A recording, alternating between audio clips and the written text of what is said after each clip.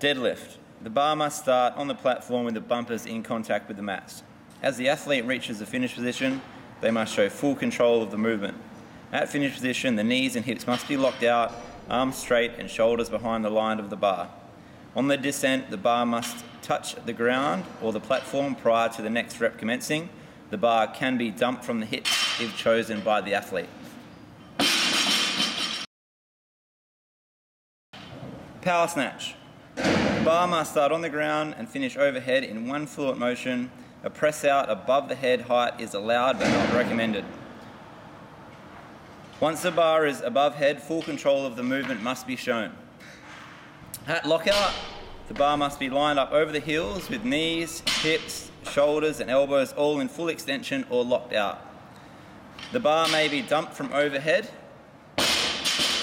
or if the athlete prefers, touch and go reps are permitted, as long as control and full lockout is shown at the top of the movement. Power snatch. Squat snatch. The bar must start on the ground and finish overhead in one fluent motion. A press out above head height is allowed but not encouraged. The athlete must pass through a full depth squat for the rep to be counted. Power snatch to overhead squat is also permitted as long as the hip crease is below the knee crease. Once the bar is above head, full control of movement must be shown. At lockout, the bar must be lined up over the heels with knees, hips, shoulders and elbows all in full extension prior to the bar going back to the mat. The bar may be dumped from overhead, or touch and go reps are permitted if the athlete prefers.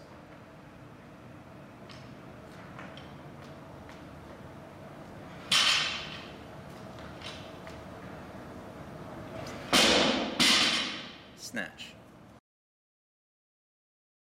Power clean. The bar must start on the platform prior to being cleaned in one fluent motion from the platform to the front rack position. The athlete must receive the bar with the hips above the line of the knee. If the hips sink below the top of the knee, it will be called a squat clean and a no rep. Full lockout must be shown at the hips, knees, at the top of the movement with the elbows clearly in front of the bar. If the athlete chooses, they can do touch and go reps, or they can drop and reset. Power clean. Push press. The bar will start in the front rack position. The athlete will dip at the knees and drive in one fluid motion, achieving an overhead lockout position where the elbows are clearly locked out, the ear is in line with the bicep, the knees and the hips are also locked out. There will be no re-bending of the knees. This will be called a jerk and a no rep. The athlete may not complete touch and go reps off the shoulder. There must be a clear pause before the next rep. Push jerk. The bar will leave the rack position and will be received overhead in a fully locked out position, meaning elbows locked out, ears in line with bicep, knees and hips clearly locked out. The athlete is allowed to get underneath the bar with the second drive.